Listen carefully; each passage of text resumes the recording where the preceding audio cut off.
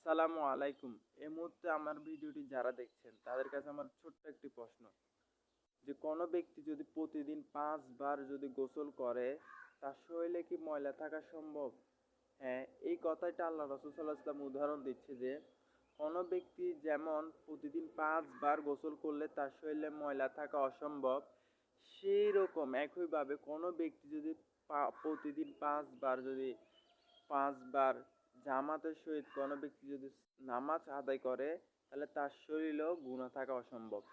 এখন অনেকের মনে ধারণা আসতে পারে যে অনেক মানুষকে আমরা দেখি নামাজও পড়ে আবার গুনাহ করে, নামাজও পড়ে অপরাধও করে।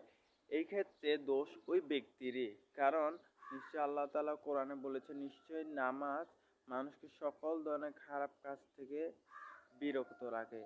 তো এই ক্ষেত্রে যদি কোনো ব্যক্তি নামাজও আদায় করে আবার যদি গুনাহ করে তাহলে বোঝা যাবে যে ওই ব্যক্তির নামাজের মধ্যে ত্রুটি রয়েছে।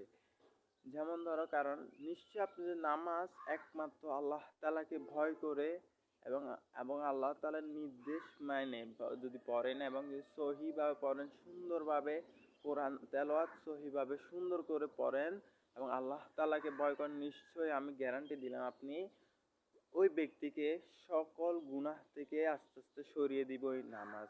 কিন্তু কোনো মানুষ যদি দেখেন যে নামাজও পড়তেছে গুনাহ করতেছে, তার অর্থাৎ তার নামাজ কোনো ত্রুটিপূর্ণ হচ্ছে বা তার নামাজে কোনো গাফেল রয়েছে, যার কারণে সে গুনাহও ছাড়তে পারতেছে না কিন্তু নামাজও আদায় করতেছে।